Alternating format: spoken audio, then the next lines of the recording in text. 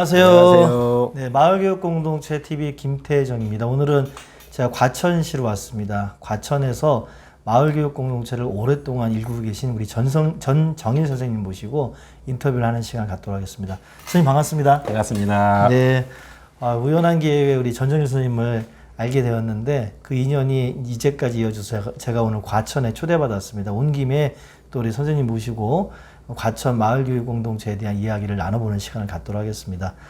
먼저 자기소개를 좀 부탁을 드리고자 하는데요. 제가 알기로는 선생님께서는 마을학교 운영 전에도 지역사회에서 오랫동안 교육공동체를 일구었고 대안학교도 운영하시는 걸로 알고 있는데요. 그에 대해서 자기소개와 함께 그동안 어떤 활동을 해오셨는지 또 문제의식이나 활동에 대한 말씀을 좀 들었으면 좋겠습니다.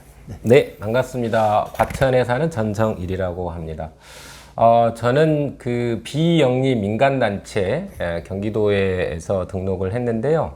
거기 맑은샘 교육연구회 현재 대표를 맡고 있고요. 맑은샘 교육연구회는 대안교육기관을 운영하는 곳이기도 하고 마을교육 공동체 또는 마을공동체 사업을 벌이는 곳이기도 합니다. 그래서 이제 저는 정체성으로 보면 대안학교 교사이고 또 이제 다른 면으로 자처하고 다니는 형태로 보면 마을교육 활동가를 노릇을 하고 있는 셈입니다. 그래서 이제 대안교육기관의 교사 노릇은 지금 15년 차 정도 되는 거고요. 그 이전에는 이제 또 이 교육의 언저리에서 한 또 12년간 학생들을 만나온 경험이 있기도 합니다. 현재는 이제 가장 고민하고 있는 게 대안교육기관의 교사로 활동하면서 마을 속에 작은 학교가 됐으면 좋겠다는 꿈을 꾸기 시작을 했고 초기에 대안학교 정신이 그렇게 되어 있습니다.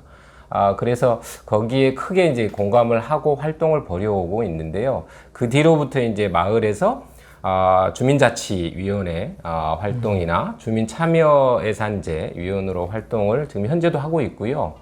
그리고 이제 교육 쪽에 이제 아무래도 이제 전문가 수많은 전문가들이 계시겠지만 그런 이제 교육 쪽의 일을 직업으로 삼고 있기 때문에 지역에 이제 교육 혁신 포럼이나 또는 뭐 이런 이제 우리 지금 오늘 행사도 했었는데요. 과천의 이제 꿈의 학교 또는 경기 꿈의 학교 이런 활동들을 참여하고 있습니다. 그래서 저 이제 조금 더 외연이 넓어져 가고 있는 셈입니다. 마을 속에 작은 학교를 가꾸기 위해서 주민 자치를 고민을 했었던 사람이고 마을 속 교육 과정을 고민했던 사람이 이제 약간 우리가 속해 있는 마을뿐만 아니라 조금 넓혀서 마을의 범위를 확장해서 과천시로 좀 넓히는 경험.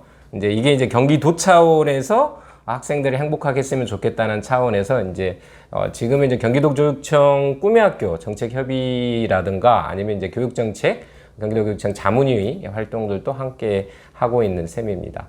대략 이 정도로 소개는 마칠 수 있도록 하겠습니다.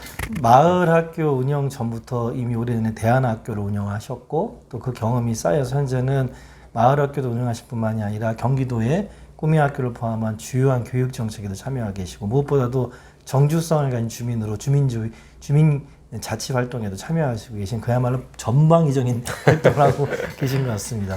오늘 제가 이 온 자리도 이 마을학교와 연관되어 있는 공간입니다. 운영하시고 있는 마을학교에 대한 소개도 해주시고 또 오늘 이 자리가 어떻게 마련되었는지 너무 궁금합니다. 그래서 이런 자리를 만들게 된 계기. 그래서 올해 저는 선생님은 그때 사회적 협동조합형 마을학교 심사를 통해서 컨설팅을 하다 보니까 이제 맺어진 인연인데요. 운영하고 계신 마을학교에 대한 소개 그리고 오늘 마을학교 운영자들이 많이 모이셨잖아요. 그래서 어떻게 이런 확장된 또 네트워크까지 만드셨는지 좀 듣고 싶습니다. 시작은 그렇습니다. 아까 말한 대로 이제 교육 공동체를 구성해서 한국의 교육에 크게 좀 도움이 됐으면 좋겠다는 바람으로 시작한 게 이제 대한교육 운동의 영역입니다. 근데 이제 대안교육을 시작했던 사람들은 이제 마을 공동체, 마을교육 공동체를 꿈꾸었습니다. 근데 아시다시피 이제 민간의 힘으로 국가의 도움 없이 교육기관을 운영한다는 것은 실로 어마어마한 일입니다. 그것을 뭐 10년, 작게는 10년에서 25년 넘게 운영을 해오면서 절실하게 느낀 것들이 이제 마을 교육을 피부로 더 마을 학교나 마을 교육 공동체를 더 피부로 느껴왔던 것 같아요. 그래서 이제 대한학교 내에서 대한교육기관이라고 불리는 대한학교 내에서 마을 속 교육과정을 운영하고 마을에 참여하는 활동들을 시작하게 된 것이고, 이제 그 아까 말한 연장선으로 보면 이걸 외연을 좀 넓혀서 경기도 교육청에서 이제 경기 꿈의 학교가 7년 전에 시작이 됐습니다. 근데 이것 자체는 학교 밖 교육 활동이에요. 그래서 학교 밖 교육 활동을 하는 까닭은 첫 번째는 학생들이 행복해야 되는 것이고, 그걸 뒷받침하기 위한 마을교육 공동체를 지향하는 게 경기 꿈의 학교의 철학입니다. 그래서 이제 경기 꿈의 학교를 주말에 또는 방학을 이용해서 주말학교, 계절학교 형태로 참여했던 거죠. 그래서 이제 전일제 교육기관으로 대한교육기관이 존재한다면 경기도 교육청에서 꿈의 학교는 이제 방과 후에 학교 밖 활동으로 존재를 하는 것이죠. 그래서 공통으로 지향하는 것은 마을교육 공동체는 같습니다. 그러니까 마을교육 공동체를 지향을 하려는 철학이 뚜렷해야지 꿈의 학교가 안정되게 지속 가능성을 유지할 수 있겠다는 판단이 든 거죠. 최근에는 이제 그런 경향이 더 강화되고 있는데요. 그래서 이제 이번에 오늘 이제 이 큰 마을 학교 범주로 보면 교육 공동체든 또 작은 프로그램형의 마을 학교든 간에 다양할 텐데, 이 이제 마을 학교의 핵심은 저는 다양성이 있다고 생각하고 있거든요. 그래서 이제 이 경기 꿈의 학교 내에 사회적 협동조합을 지난해 이제 저희는 설립을 했어요. 근데 꿈의 학교만을 위한 협동조합은 의미가 사실은 없죠. 왜냐하면 지향하는 게 마을교육 공동체니까. 마을교육 공동체를 그 서비스를 실제로 하는 사회적 협동조합이 됐으면 좋겠다고 시작을 했고, 사회적 협동조합 유형으로 경기 꿈의 학교를 도전을 했죠. 그러니까 오랫동안 한 7년째 저희가 꿈의 학교를 참여를 하면서 운영하는 주체가 법인의 성격을 갖게 된 거죠.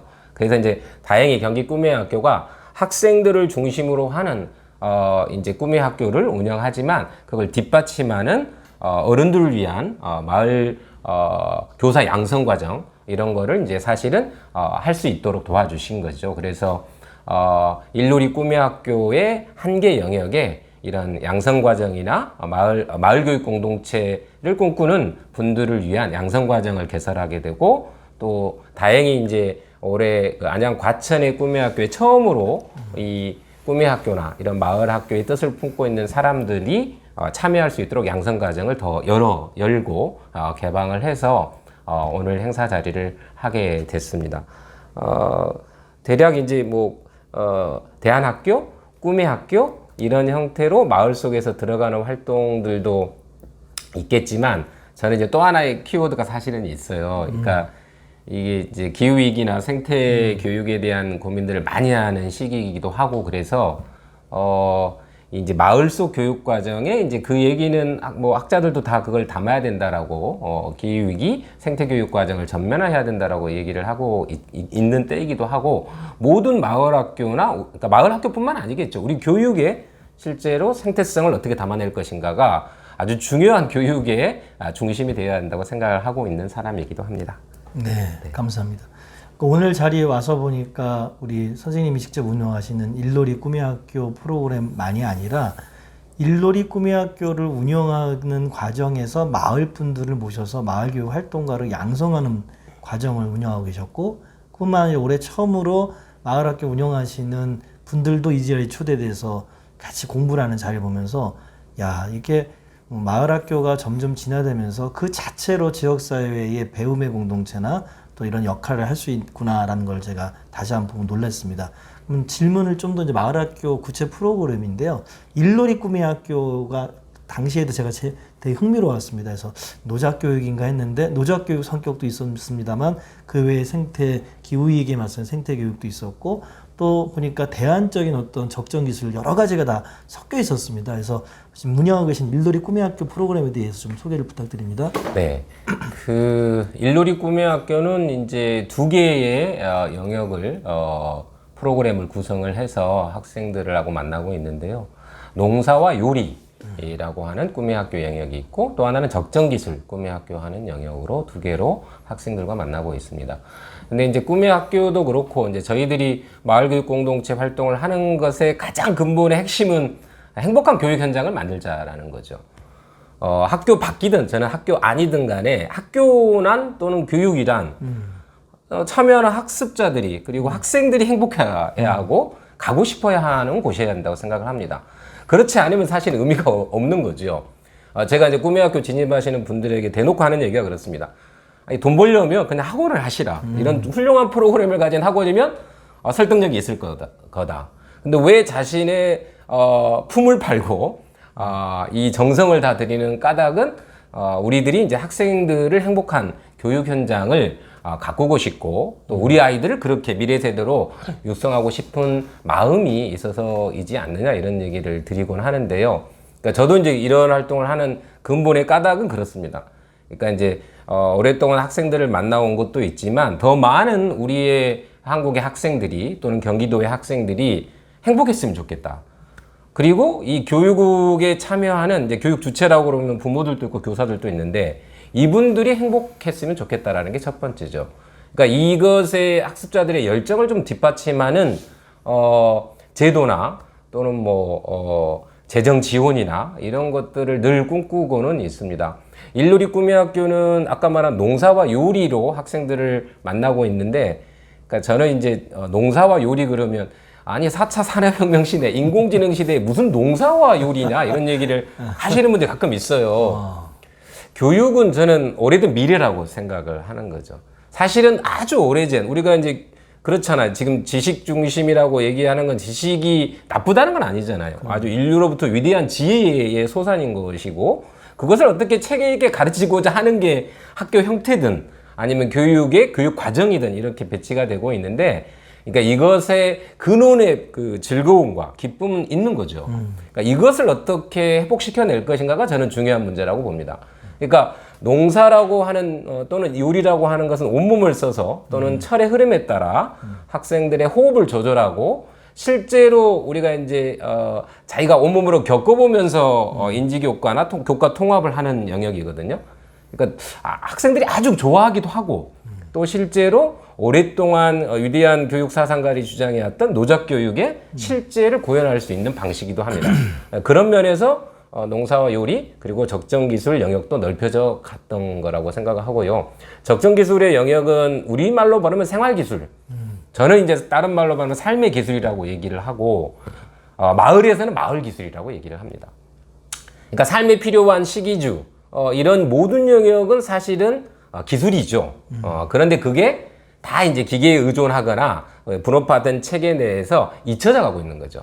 사실은 이걸 복원시켜내는 것이 교육에서는 상당한 의미가 저는 있다고 보고 있습니다. 언어 면만 보더라도 우리가 이제 학생들에게 만날 때 가령 집조를 하게 되면 씨실, 날실, 엮는다 이런 개념 이런 거 잘 모르죠. 또 농사할 때 우리가 이제 수확하다 그냥 영어로 뭐 cultivate 한 단어로 표현되길 수 있는 건데 우리 언어로 보면 배추는 뽑고 가령 부추는 자르고 그 다음에 뭐 콩은 콩 타작을 해야 되는 거고 오이는 따고 뭐 이렇게 다양하게 쓸 수 있는 거죠. 그래서 사실 아주 교육에 있어서 아주 뛰어난 저는 교육 효과를 누릴 수 있는 방식이다라고 생각을 하고 있습니다. 그래서 일누리 꿈의 학교가 현재는 이제 경기도 교육청의 꿈의 학교로 주말에 열리는데 인기가 아주 많아요. 그래서 지금 저희가 이제 꿈의 학교로 보면 6년 차고 이게 꿈의 학교 전체로 보면 7년 차의 학교인데요. 학생들이 이제 와서 정말 즐겁고 땀 흘리고 하는 소중한 가치를 느낄 수 있는 곳이기도 합니다. 네. 일노래 꿈의 학교에 대한 그 개요와 또 자부심이 흠뻑 묻어나는 인터뷰를 해주셨는데요. 과천 얘기를 좀 해보고 싶어요. 제가 늘 말씀드리는 게 마을교육 공동체가 획일적일 수 없다 말씀드리는 게 마을마다의 구체적 현실이 있지 않습니까? 인구 구성, 자연지리, 생태적 조건, 그다음에 산업적인 어떤 특성들이 있는데 과천 지역에서 마을교육 공동체를 일군에 있어서 선생님께서 계속 주안점을 두셨던 지점은 뭘까요? 그러니까 마을교육 공동체는 이 마을의 개념이 저는 자기가 속한 아주 작은 동네, 우리 동네. 마을은 조금 더 이제 느낌이 더 인위에 가까울 수도 있죠. 근데 이제 마을이란 말은 뭐 우리는 옛날에 동네라고 그냥 표현했었으니까 우리 동네, 우리 이웃.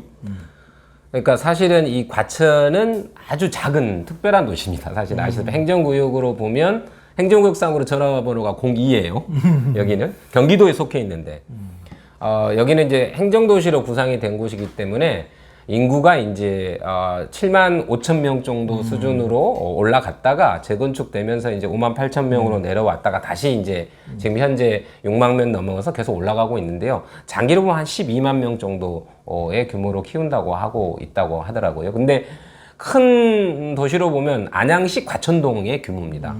안양시 과천동의 규모이니 사실은 이런 저는 작은 도시에서 작게 보면 작은 마을에서 이런 다양한 마을교육 공동체가 조금 더 이렇게 본보기가 쉽지 않을까? 저는 작은 것이 아름답다라 이런 가치들을 되게 소중하게 생각하는데요. 크고 규모가 크고 뭐 거대한 이런 것은 물론 필요합니다만 실제 삶과 관련된 거는 작은 규모로 이루어야지 실현 가능한 정책과 또는 삶을 가꾸는 어떤 도움들이 나오는 것 같아요. 그래서 이 과천에는 초등학교가 4곳, 그다음 중학교가 2곳, 그다음 고등학교가 4곳이에요. 그래서 사실은 중학교 같은 경우에는 이제 학생 더 늘어나야 되죠. 사실은 더 늘어나야 되고 그런데 아마 지금 과천이 크게 재건축과 개발의 이제 영역이 지금 들어가 있어서 줄곧 되고 있습니다. 그래서 아마 학교들이 계속 신설이 될 것 같고 변화의 시기를 겪고 있는데 과천하면 예전에 이제 그 풀뿌리 민주주의라고 하는 영역이 상당히 발달되어 있었던 곳입니다. 그러니까 작은 규모이기도 하고 사람들이 훨씬 더 옛날에 저층 아파트에서 훨씬 공동체 또는 뭐 마을 이런 이야기들을 하면서 어울릴 수 있는 사람들이 아주 많았었어요. 근데 지금은 이제 약간 그게 어려워지고 있는 형국에 처해 있습니다. 그래서 사실은 이런 마을교육 공동체나 마을 공동체를 하는 곳들이 크게 보면 몇 군데가 있어요. 이런 곳들을 이제 방과후로 하면 두근두근 교육 공동체 방과후 학교도 아주 뭐 이건 전국으로 유명한 곳으로 알고 있기도 하고요. 그 다음에 이제 무지개 교육 마을이라고 그래서 대한교육기관을 또 운영하는 곳도 있고요. 저희 이제 저희 이제 일요리 꿈의학교의 철학을 바탕이 되고 있는 맑은샘 학교는 대한교육기관도 있고, 그리고 뭐 동호항 있는 어른 모임, 그 다음 식생활교육 네트워크 사회적 협동조합과처럼 사회 협동조합의 영역이 있는 곳들도 되게 많이 있습니다. 그러니까 이 분들이 사실은 이게 좀 지쳐하는 이게 조금 활동하면서 지쳐하는 모습들이 곳곳에 보이고 있죠. 그래서 지금은 이제 마을에 큰 문제가 터졌을 때 안타까워하는데 실천하기가 되게 어려운 이런 힘든 여정들이 있어서 이 마을교육 공동체 뭐 교육의 영역이지만 다른 영역 다 연결이 되어 있지 않습니까? 그래서 맞습니다. 이런 영역들을 가지고 우리 아이들 모두를 위해서 함께 의논을 하고 머리를 맞대고 하는 마을 사람들이 많이 있었으면 좋겠다라는 꿈을 꾸고는 있어요. 근데 예전보다 좀 더 어려워지고 있는 것은 분명합니다. 네. 그 도시가 고정돼 있지 않고 형성되고 발전하고 또 생성 소멸된다고 하는데 과천도 그런 변화의 과정 속에서 기존의 마을 활동가들 또 교육 활동가들이 어떻게 연계하고 협력해서 이 공동체를 다시 재구성하고 확장시킬 것인가에 대한 고민이 깊으신 것 같습니다. 다음 질문 한번 드려볼게요. 제가 이 질문은 꼭 드리는데요.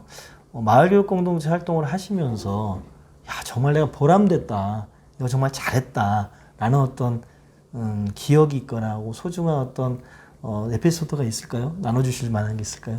제일 아마 많은 분들이 그럴 텐데요. 아무래도 이제 그 마을 교육을 하면서 또는 교육에 참여함에 대해서 가장 크게 느끼는 기쁨은 학생들이 행복한 장면이죠. 아이들이 행복하잖아요. 아이들이 웃을 때 교사들이 절로 웃음이 나고, 마을 활동가들도 똑같을 겁니다. 아마 교육을 하시려고 하는 분들은 교육의 주체가 행복할 때 거기에 이제 촉진자 노릇을 하든 기획자 노릇을 하든 함께 성장하는 그 기쁨이 가장 크죠. 그래서 저는 이제 대한교육기관 교사로 일을 하고 있기 때문에 이제 같은 교육의 운동에 나름의 동반자의 길을 가는 분들의 끊임없는 격려와 응원과 지지. 이건 이제 구체의 뭐 문자나 톡으로도 드러날 수도 있고, 구체의 만남으로 드러날 수도 있고, 이런 경우고요. 꿈의 학교 학부모님들의 이제 정성어린 이제 뭐 톡 하나에 가득 쌓여진 뭐 이렇게 이러한 학교를 열게 해서 우리 아이들이 참 행복하게 다니고 있다는 이런 감사 이야기를 들을 때 가장 뿌듯하고 재미있죠. 이 일을 할 수 있는 열정을 다시 불러일으키게 하는 건 그거 이상 없는 것 같아요. 다른 거는 이제 아무래도 마을 교육 주체들과의 관계를 만들고 또 영역을 넓혀가고 하는 거는 이제 그분들에게 배워가는 배움의 성장의 자양분이 되는 배움을 줄 수 있는 것들이 이제 또 하나의 큰 기쁨이라고 저는 볼 수 있다고 생각합니다. 네.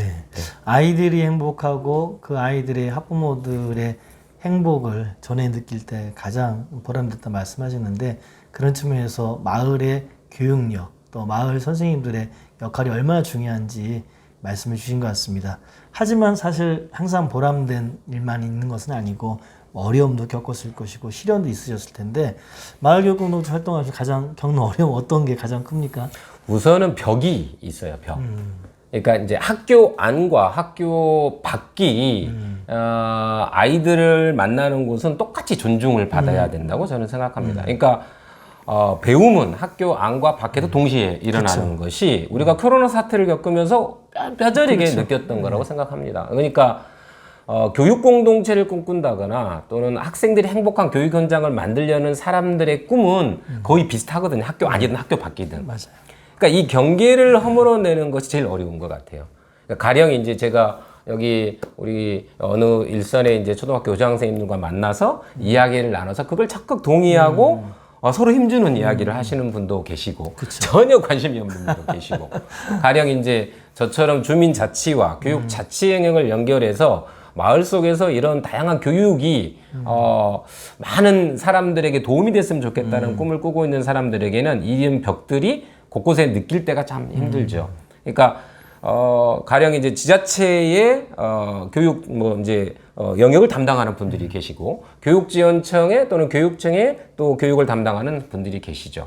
그러니까 이 분들과 일선의 교육 현장에 있는 사람들과의 소통을 하려면 만나야 되는데 이것을 유기스럽게 이렇게 만들어내는 협력 구조를 뒷받침할 체계가 형식으로는 존재하는데 형식은 실질로는 구현이 안 되고 있는 거죠. 제가 이제 과천 교육 혁신 포럼에도 참여하고 있는 사람이기도 하고 이제 여기 혁신교육지구 사업을 뒷받침할 창의교육 협력센터 운영위원이기도 합니다.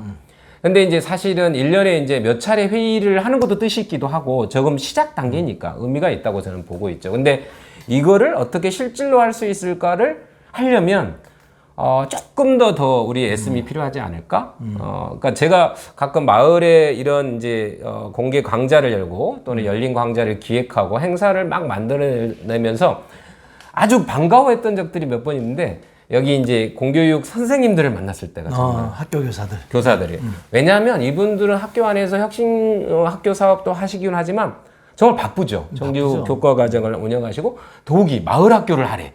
또 마을 연계과 교육 과정을 짜래.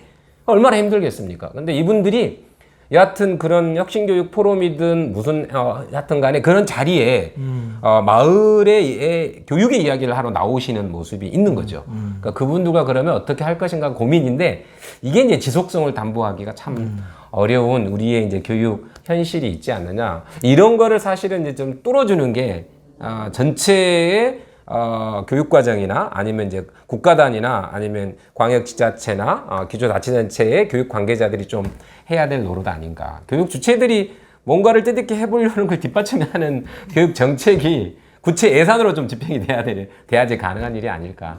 물론 인식의 전환을 위한 이게 이제 먼저일 수는 있겠죠. 네, 그런 생각이 들었습니다. 어디나 가면 좀 어려움은 인식의 차이, 견해의 차이, 문화의 차이.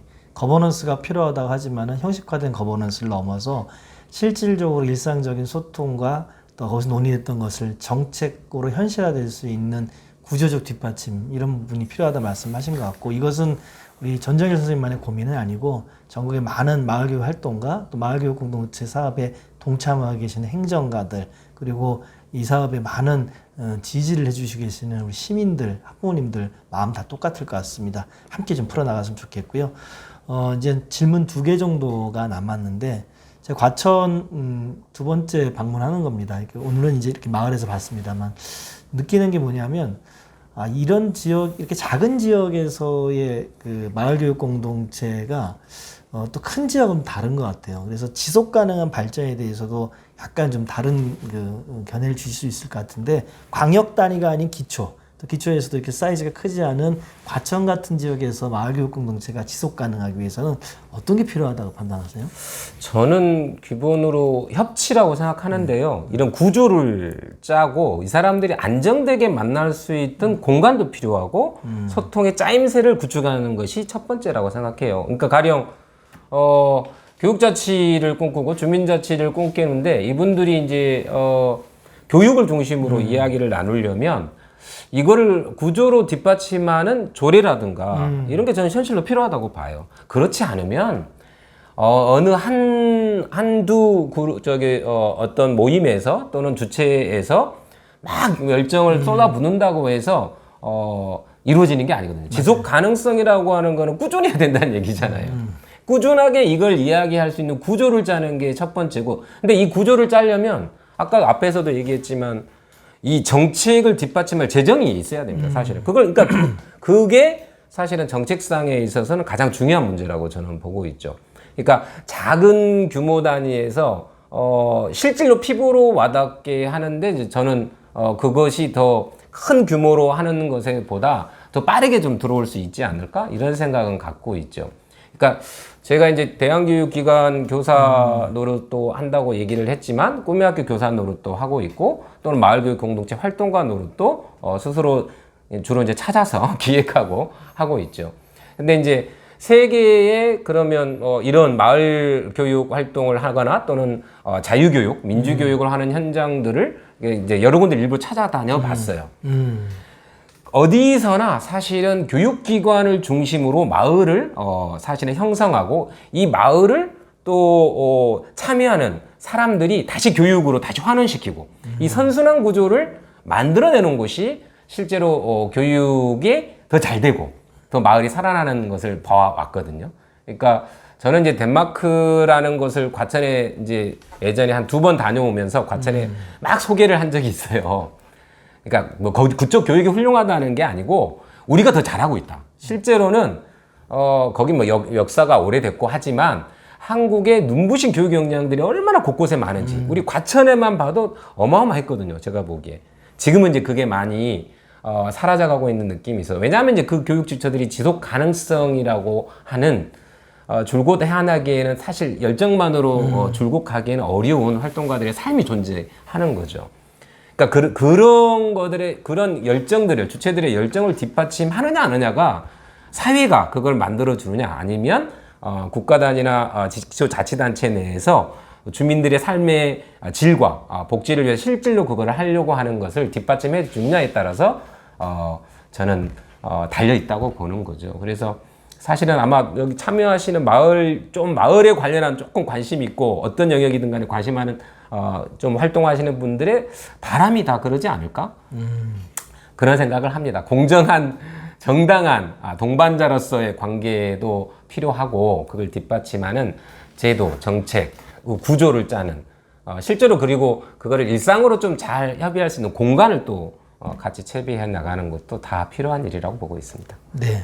정리하면 3가지 말씀하시는 것 같아요. 협치나 마을교육 공동체가 지속될 수 있는 그런 거버넌스의 안착과 그걸 위한 뭐 법제도 장치 조례, 그 다음에 마을 사람들과 또 학교가 안정적으로 만나고 소통하고 사업을 추진할 수 있는 공간의 마련, 그리고 마을교육 활동가들이 소진하지 않을 수 있는 제도적, 재정적 뒷받침을 어떻게 함께 마련할 것인가가 중요한 화두라고 주셨는데 이건 과천만의 이야기는 아닌 것 같습니다.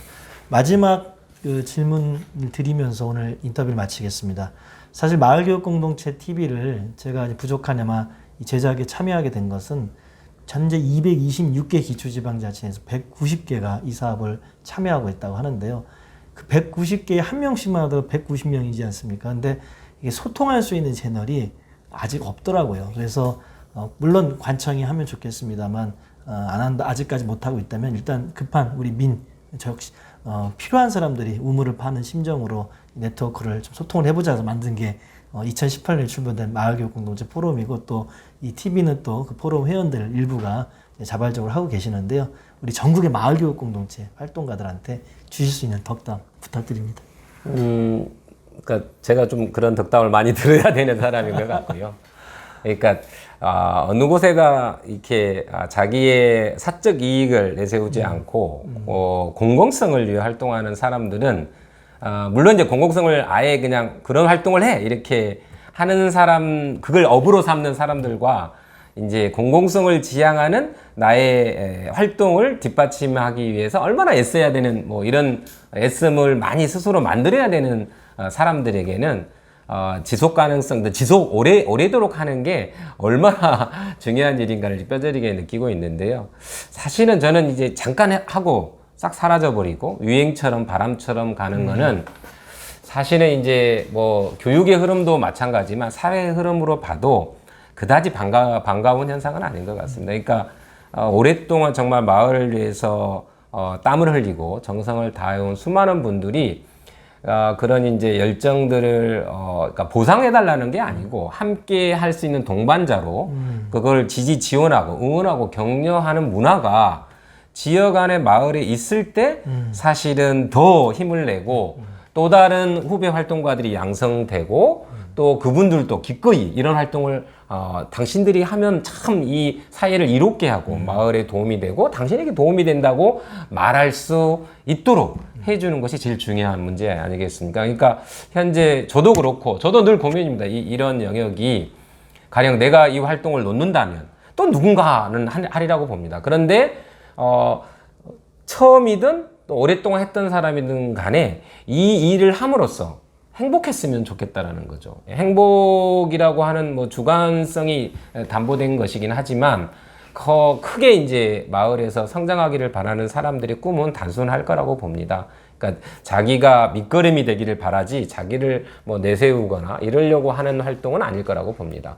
그래서 전국에 뭐 계신 많은 활동가들이 많은 배움을 좀 나눠주시고 서로 격려와 덕담을 줄 수 있다면 또 뜻있는 서로의 소통의 관계를 또 만들어 간다면 아주 뜻있는 우리 사회를 만들 수 있지 않을까? 또 건강한 사회를 만들 수 있지 않을까? 이런 생각을 해봅니다. 힘들더라도 저도 마찬가지고 스스로를 늘 성찰하면서 함께하는 분들이 많이 있다라는 생각을 갖고 함께 한 발, 두 발 또 나아갔으면 좋겠다 생각을 합니다. 네, 고맙습니다. 혼자가 아니다. 우리 함께 한다라는 말씀을 주신 것 같은데 제가 며칠 전에 다큐멘터리를 봤는데 로버트 라이시인가요? 뭐 그 경제학자고 클린턴 때 노동부 장관도 했다고 하더라고요. 라이시로 알고 있는데 근데 그분이 맨 마지막 다큐멘터리 인터뷰에 그런 얘기를 하는 거예요. 시민운동 하시는 분들한테 드리는 제안인데 하나는 이런 겁니다. 인내심을 가져라. 두 번째는 당신과 다른 생각을 가진 사람의 이야기를 경청할 줄 알아야 한다. 세 번째는 즐겨랍니다.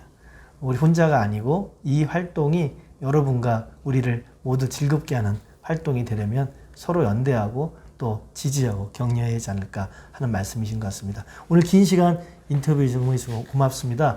오늘 편은 과천에서 활동하고 계시는 우리 맑은샘 학교죠. 맑은샘 대안학교 운영자이시자 또 꿈이학교 운영자이시다. 또 본인을 마을교육 활동가라고 칭하고 계신 전정일 선생님 모시고 긴 인터뷰였습니다. 정말 감사합니다. 고맙습니다. 이것으로 오늘 인터뷰 마치겠습니다. 고맙습니다. 아유, 한 번도 안 뛰시고 끊기지도 않으시고 다 그걸 잘하시고